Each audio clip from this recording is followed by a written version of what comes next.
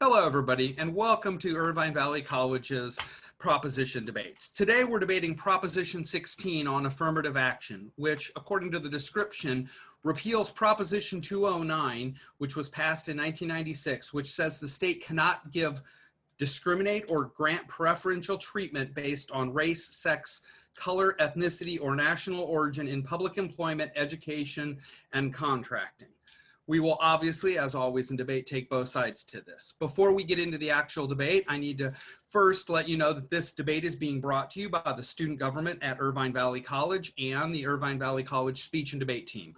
These two organizations get together every year and try to talk about what's going on when we have elections, because we feel elections are very, very important, and the propositions don't get talked about in California anywhere near enough. Okay, my name is Bill Neeson. I am the director at Irvine Valley College, and I hope to bring you a great debate tonight, and I will talk to you at the end a little bit about it. So let's start the debate with a proposition speech or a speech for the actual proposition.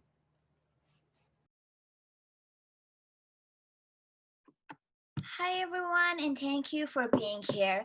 Our resolution for today is California should pass Proposition 16. For analyzing this topic, we jump into definition, which is Prop 16 repeals Proposition 209, which stated that the government and public institutions cannot discriminate against or grant preferential treatment to person on basis of race, sex, color, ethnicity, or national origin in public employment, public education, and public contracting. Subpoint B, this is the criteria as net benefits. We should look at which side provides the most benefits to the greatest number of people. I want to start with a quote from Eva Patterson, which says, "There is an unequal playing field for women and people of color in California in education, employment, and in the awarding of contracts." Observation 2 is background. Proposition 209 was passed in 1996 to outlaw preferential hirings. Prop 16 overturns this to allow state-based organizations to hire on preferential basis. The plan of today's debate is that California will pass Prop 16. We don't need any funding, and our time frame is after the elections. Add 1. Increase fairness. Subpoint A is the job pay. For substantially similar work, women in California are paid from 41 cents to 80 cents for every dollar paid to a white man. A wide range that varies by race, and despite efforts by lawmakers to bridge the gap, including a series of recent amendments to the state's Equal Pay Act, we still see that it's not equal. We still see that there is a difference in pay for women and women of color. And that men, especially white men, are getting paid a lot more.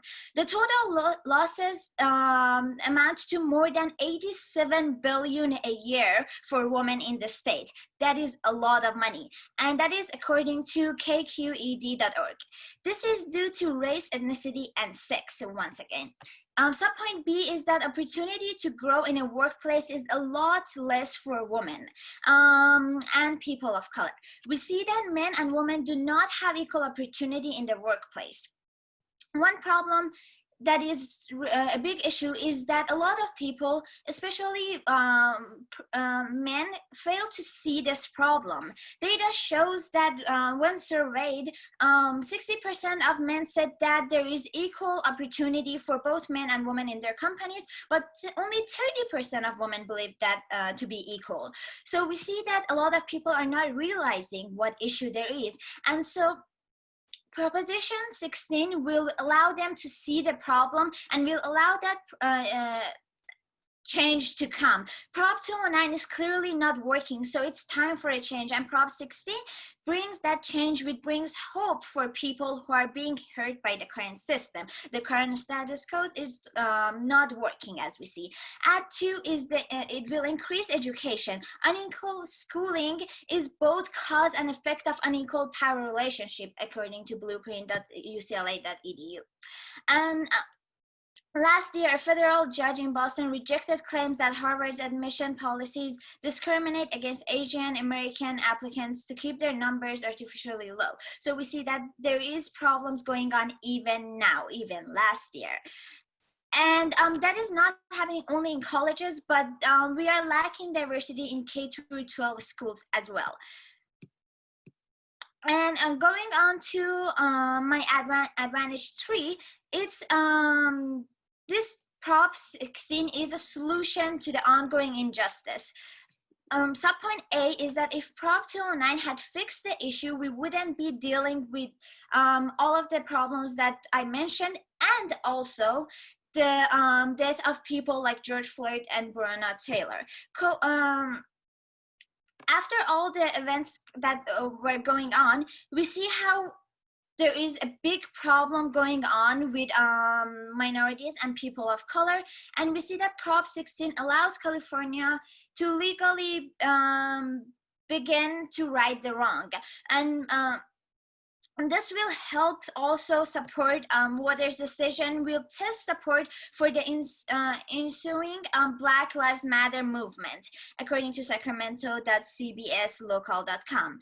And also due to COVID, we see how a lot of people were affected by this, and also the number of African American affected by it is a lot more because of the cycle that we see, because they don't get opportunities in education and therefore in workplace, and therefore they don't have overall good health and job.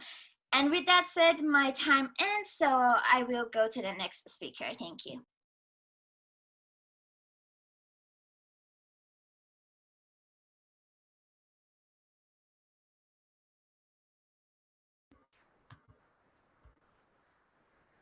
All right, so just a quick question for you.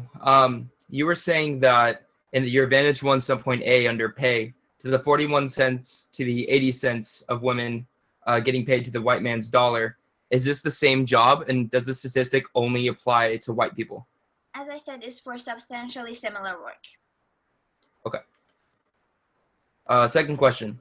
You stated that there wasn't equal opportunity in your subpoint B, so that men fail to see this problem, and 30% of women see this as unfair. Would that make 70% of women to see it as being fair? And if men fail to see the problem, is there something wrong with how men perceive the laws and the fairness of all people within the workplace? I said 60% of men believe it to be equal opportunity, but only 30, but comparing to that, no, sorry, 60% of men, see it equal, but only 30% of women see it equal, meaning that 70% of women don't think they get equal opportunity in a workplace. Okay, sounds good. Thank you very much.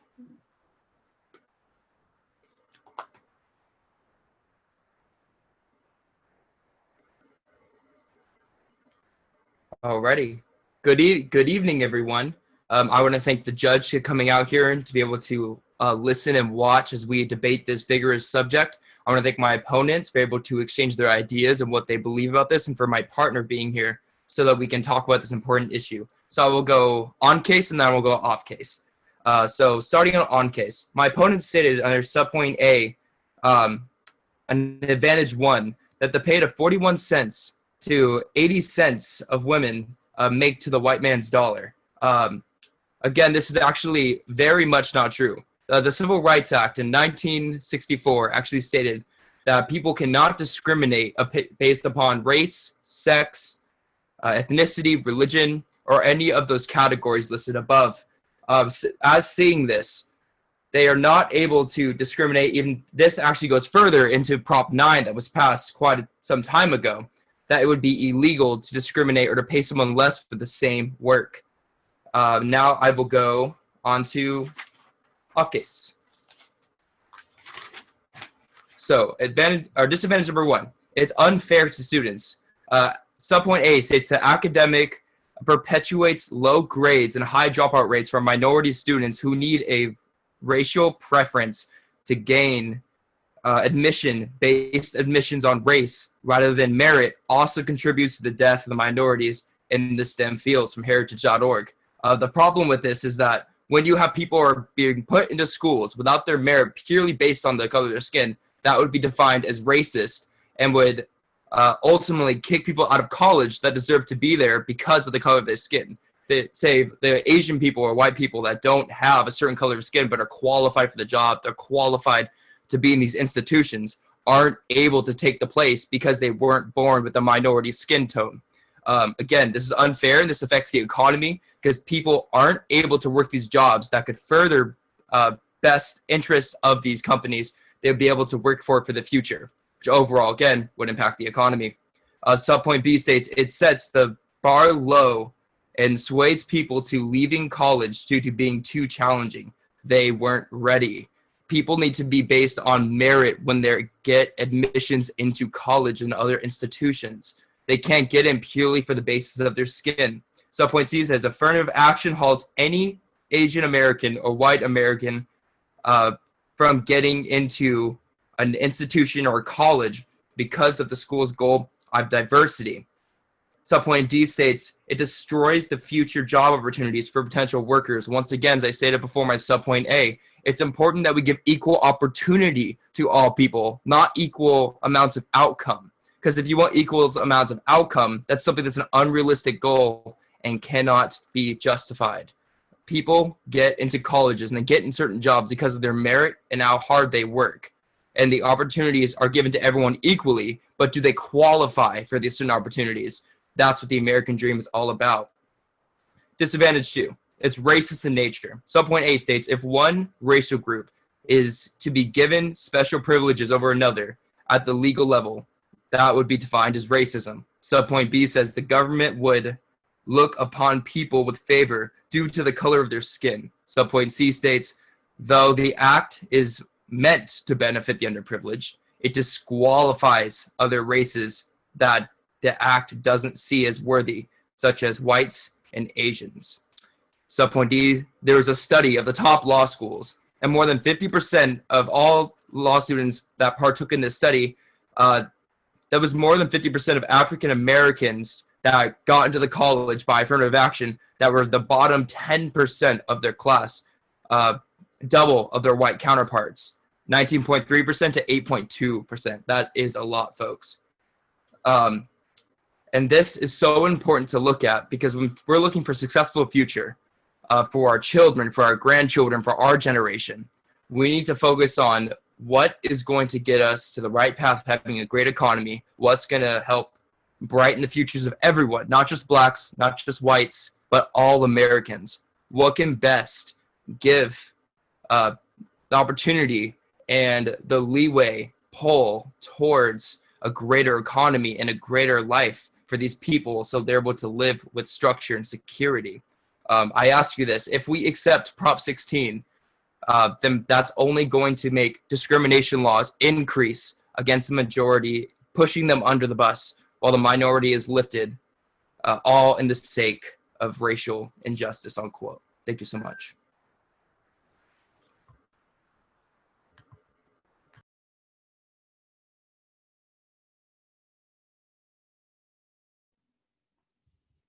All right, 1 minute, 30 seconds for cross-examination starting now.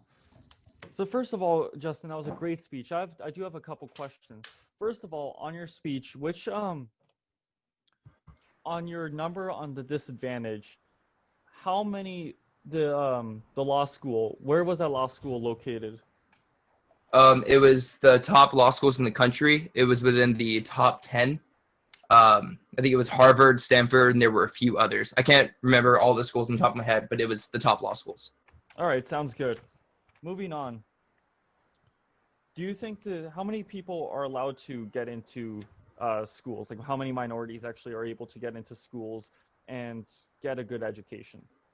Well, are you asking for a specific number? Well, I mean, just generally, like, do you think that it's a disproportionate number, or does everyone have a fair opportunity to get into schools?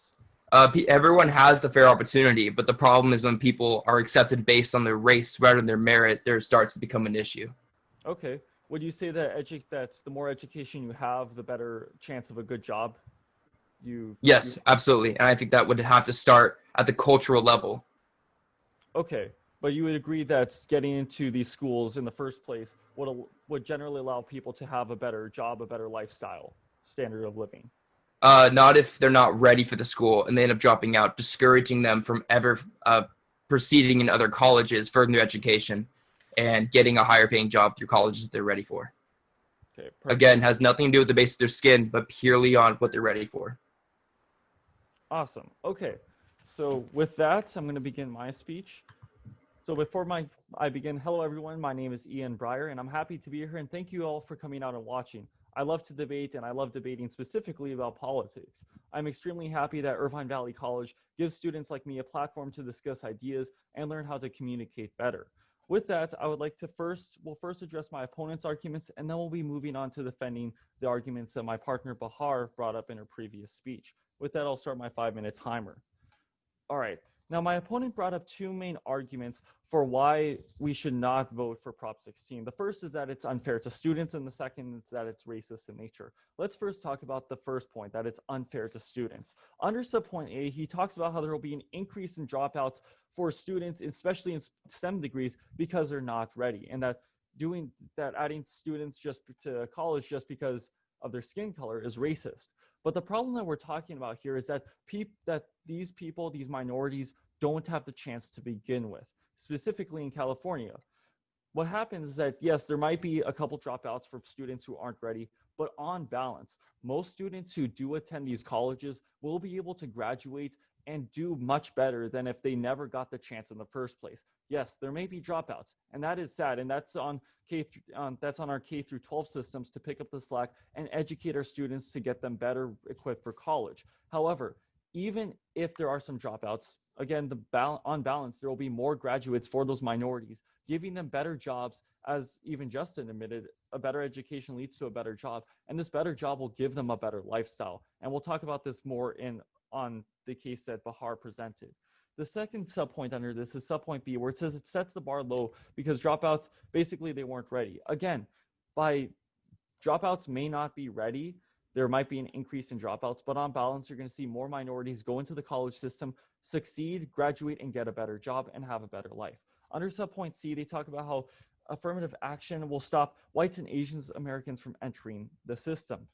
However, looking at the data specifically provided by UC's and Cal State University system, you're actually not going to see that big of a decrease specifically in whites and Asian Americans, and that's because according to UC Berkeley, actually, the percentage change would only be about 2.5% for blacks going into the University of California system. That's because this really isn't a racist proposition. Merely what you're doing is balancing the scales, allowing the proportions to even out, allowing everyone to have an equal opportunity based on the number of people that are actually in California. What you see is a balancing effect where you're going to see basically everyone do better overall. Additionally, what you're going to see is that even if some whites and Asian Americans aren't allowed, they don't have room for them at Cal State universities or University of California's, there are many private schools that this won't affect. This law is specifically only for the state, which means that private schools are free to enroll anyone who they want. Under their second argument of that it's racist in nature, the first subpoint is basically that the government looks at people in favor. This is really a big picture argument that looks whether or not a government should be judging on the color of the skin rather than the content of character. However, when we're looking at the actual effects that are going on in the real world, it's necessary to do this to balance out the effects caused by the society that these people live in. We'll talk about this in my own argument, but as you can see, even with the lost students not doing as well, again, you're going to have them doing better than not being involved in the system and better than not being involved in college. Let's go over to Bahar's case and talk about how we need Prop 16 to help with the current system. The first advantage is simply fairness, that women aren't being paid enough, specifically women of minority. Now, my opponent talks about how the Civil Rights Act says no discrimination, and that's what led to Prop 209. But the thing is, we see discrimination in the status quo. It's because these women are simply not being able to get paid the same amount. The Prop 16 would be able to help this by allowing them to get better education, get hired, and make sure that the states balance out the number of people that they hire. The second advantage is simply creating enough education. As I was stating when we were arguing on my opponent's case, there isn't enough diversity. How we fix this diversity is by passing Prop 16, which means that there's a balancing the proportions, which allow more minorities to have access to education, which in turn helps their communities. Let's talk about that. Advantage 3 is all about this. Now, they talk about how the whole problem here is that there's injustice going on with not only on our streets with Breonna Taylor and George Floyd, but also with coronavirus. In fact, we can see that the population can lose, that minorities are hurt a lot more than whites. By adding Prop 16, people are able to balance out more and have more justice for them. And that's why we need to prop this proposition. Thank you.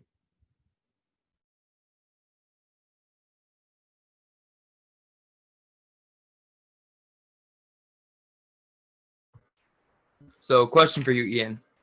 So you stated that I think it was Berkeley, you stated that 2.5% would be the only difference between people of different races getting into these universities. Is that correct on affirmative action?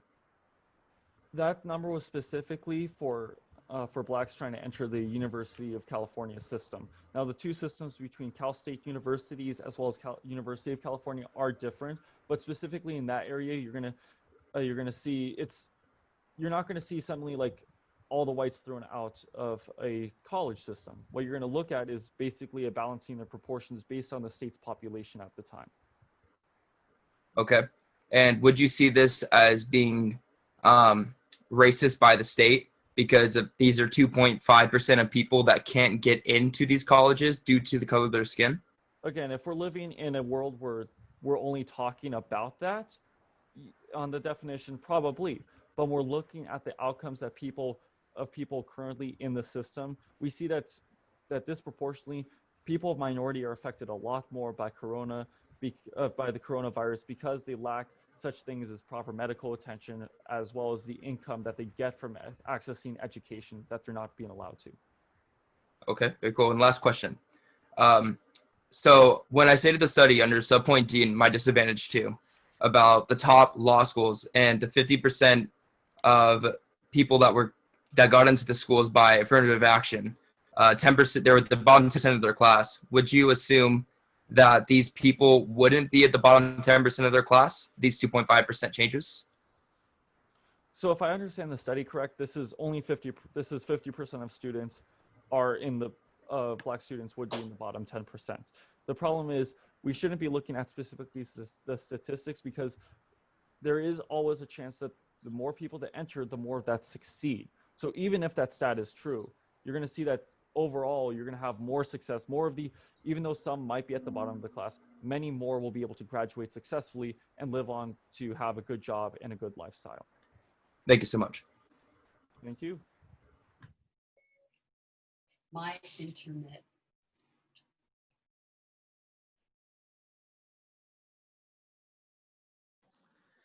Hello, everyone. I'm happy to be here. My name is Gautam K.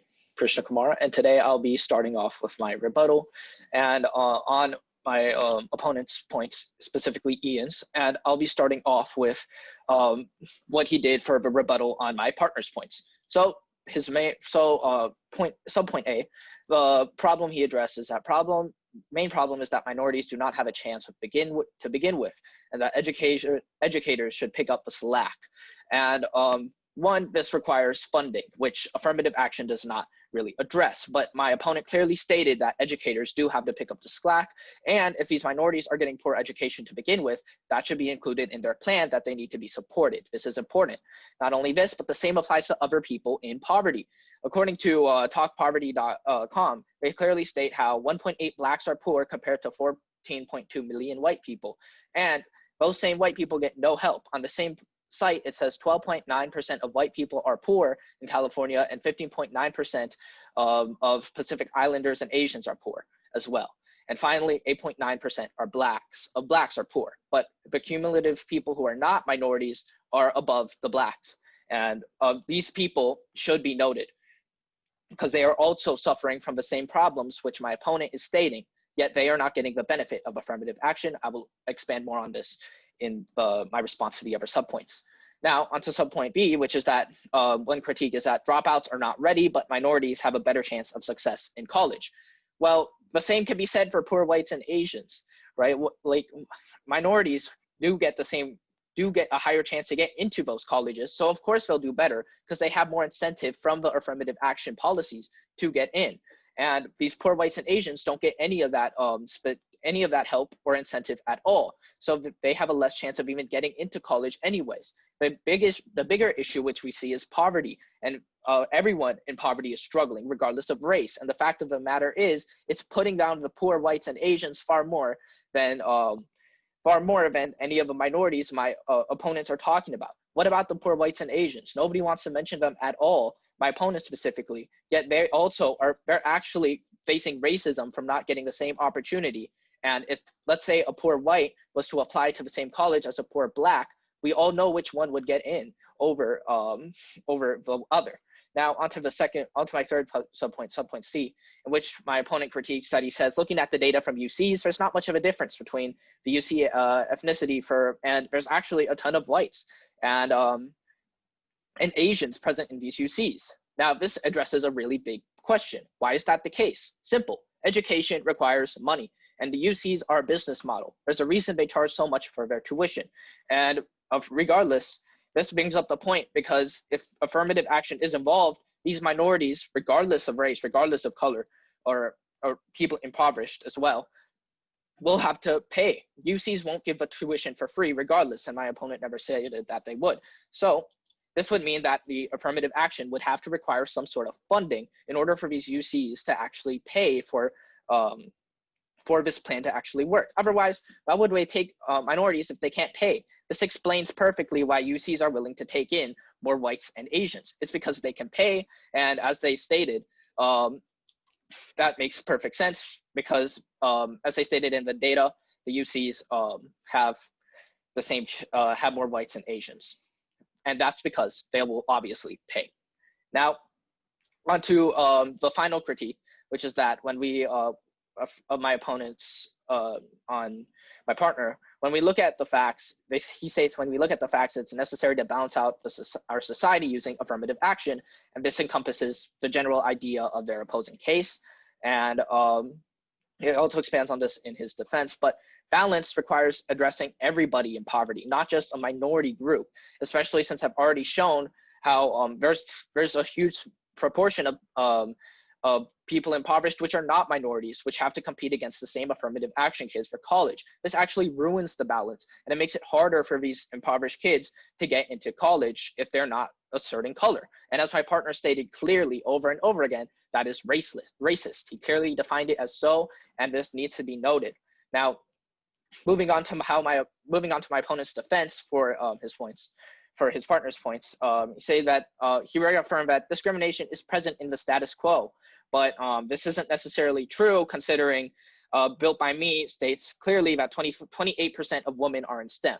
I remember in their opposing case, they stated clearly that for similar jobs, they get paid less, but as my partner stated, that is clearly illegal. And if 28% of women are in STEM, how can they have less paying jobs? Because obviously the total average will be lower if there are less people on one side than the other. And obviously, if there are less people on one side, the chance of them getting those high-paying engineering jobs are much lower because they have to compete with a bunch of men in STEM as well, which are also just as qualified as the woman. And onto the second subpoint, which is that minorities are hurt a lot more than whites. Well, in poverty, there is no discrimination. As we can clearly see, there are actually a ton of whites and Asians in poverty as well, which are getting shunned, and they're being treated unfairly because they don't get the same opportunity. As I previously alluded to, if a poor white and a poor black were to apply to the same college, the black would get in. It's just that affirmative action would ruin that equality. And the fact of the matter is, a white person has just as good of a chance, especially impoverished, of doing well in that college as the black person. And simply addressing the cross-ex, Ian stated that states clearly that minorities are the ones struggling due to Corona. But what about everybody else which is impoverished? Not a single mention of that. Even when there are more whites in poverty than blacks, do they just not exist? And not only this, but as I've clearly addressed, affirmative action, if UCs want to take these people in, which are poor regardless, they have to find funding in order to accept them into the program, because these UCs do want the money. That is why, that is all I have to say. Thank you.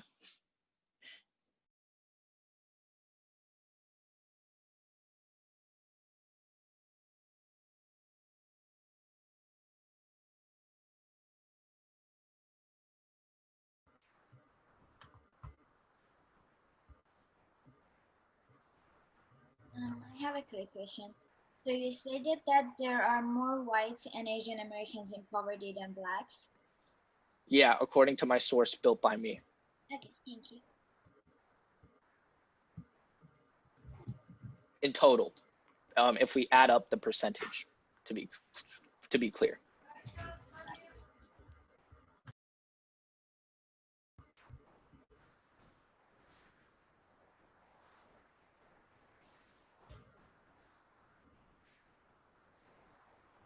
All right, if the Cox examination is done, I will go ahead and begin. So again, I want to thank you everyone so much for being here. As my partner was clearly stating, we can't leave whites and Asians to be oppressed in the system when there's a ton more whites that are poor and suffering poverty than there are minorities. It's a shame that poverty exists within the United States, but it's something that we have to deal with, and how are we going to find the solution to?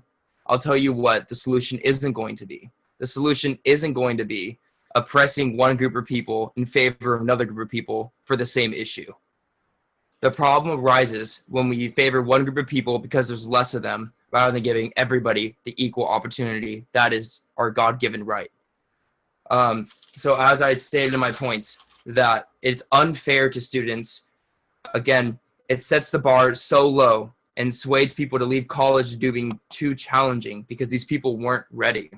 If they were ready, then they would go about and they would get into these colleges. They would pass their SATs. They would do all of these things that would make them qualify for colleges for a good job and everything else. But when it's purely on the basis of their skin, and like I stated in my disadvantage 2, subpoint D, the 10% of people were made by the African American students that were put there because of affirmative action, that were in that top 10 or bottom 10%. And this is a very scary number. And if we continue down this line of passing Prop 16, this is what it's going to end up looking like for the rest of the college school system. And as my opponent stated before, 2.5% of universities or Cal States would be affected, of people that wouldn't get in because of the color of their skin, either if they're white or Asian or some other color that isn't minority. People that are qualified to get into college, People that aren't, shouldn't. Thank you so much.